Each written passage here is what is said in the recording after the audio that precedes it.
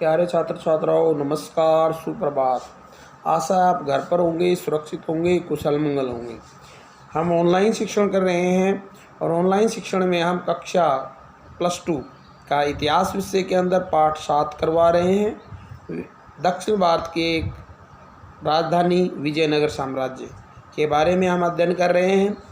हम्पी के बारे में अध्ययन कर रहे हैं, विजयनगर के शासकों के बारे में अध्ययन कर रहे हैं। प्यारे बच्चों, आज हम चर्चा करेंगे अध्याय में जो विभिन्न विवरण मिलते हैं, उन विवरणों में हम आप विजयनगर साम्राज्य के लोगों के जीवन के बारे में क्या छवि पाते हैं, उनके जीवन के बारे में आपको क्या पता चलता है। जो हमने पढ़ा है उसमें आम लोगों के जीवन के बारे में हमें क्या जानकारी मिलती है।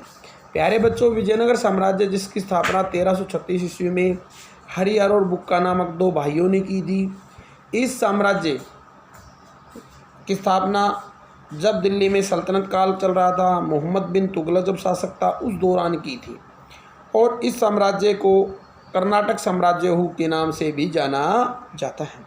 प्यारे बच्चों, यह साम्राज्य 4 राजवंशों के काल तक चला। 4 राजवंश इसमें संगम, सुलू, तुलु और अविड़ु। 1565 में जब तुलु वंश का शासन चल रहा था, उसी दौरान एक युद्ध हुआ, राक्षस तांगड़ी तालीकोटा का युद्ध। इसमें विजयनगर साम्राज्य के खिलाफ बहमनी साम्राज्य के चारों अहमदनगर, बीजापुर, गोलकुंडा और बिद्दर और बरा सेनाओं ने मिलकर हमला किया, जिसमें विजयनगर के राज्य का मुंह देखना पड़ा। और उसके बाद इसको भारी तरह लूटा गया राज्य के बाद, और उसके बाद विजयनगर साम्राज्य का पतन हो गया। लेकिन अभी इतिहासकारों ने जो खोजे हुई जो जानकारी है, उससे विजयनगर साम्राज्य के आम लोगों के बारे में हमें जो जानकारी मिली है वो इस प्रकार से है।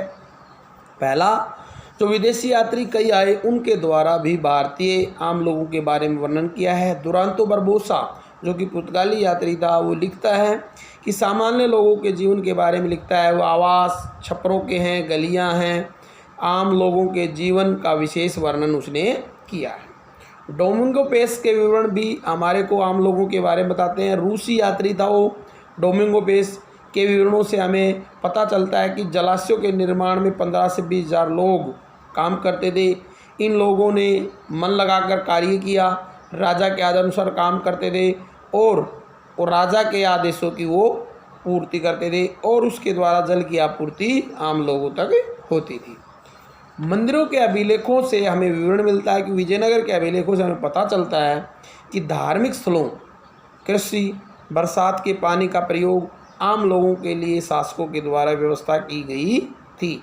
इस तरह से शासक आम लोगों का ध्यान रखते थे। कृषि की सुरक्षा से संबंधित जानकारी हमें मिलती है। शासकों के द्वारा खेतों के चारों तरफ की गई सुरक्षा दीवार आम लोगों की सुरक्षा के बारे में हमें बताती है। किस तरह शासक आम जनता के प्रति ध्यान रखते थे कि दुश्मन जब आक्रमण करता था, आम लोगों की जो खेती बाड़ी वो बर्बाद न हो। ब्राह्मणों को समाज में विशेष सम्मान दिया जाता था।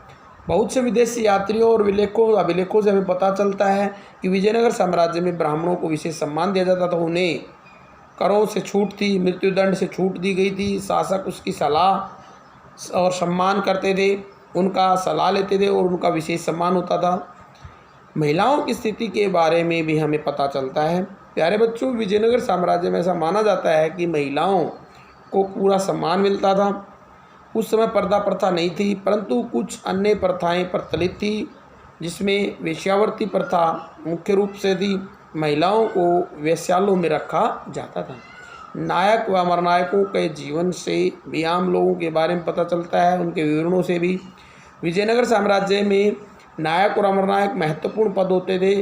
उन्हें समाज में विशेष सम्मान मिलता था। वे आम लोगों के सहयोग से यह सम्मान पाते थे। आम लोग उसका आदर करते थे।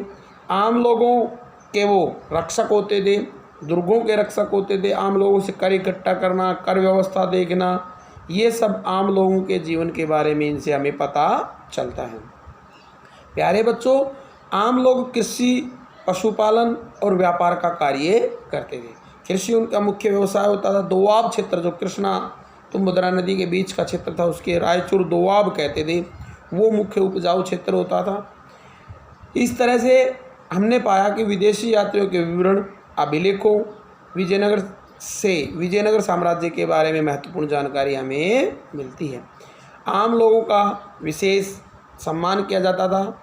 आम लोगों को शासक वर्ग के द्वारा जो सुविधाएं दी जाती थी, पानी की व्यवस्था उनके लिए, सुरक्षा की व्यवस्था उनके लिए, इससे आम लोग राज्य के प्रति समर्पण की भावना रखते थे। प्यारे बच्चों, आपने अभी समझा विजयनगर साम्राज्य के आम लोगों के बारे में। एक प्रश्न और आता है जो अक्सर पूछ लिया जाता है, वो ये है कि विजयनगर साम्राज्य में कौन कौन सी स्थापत्य परंपराओं का प्रयोग किया गया था।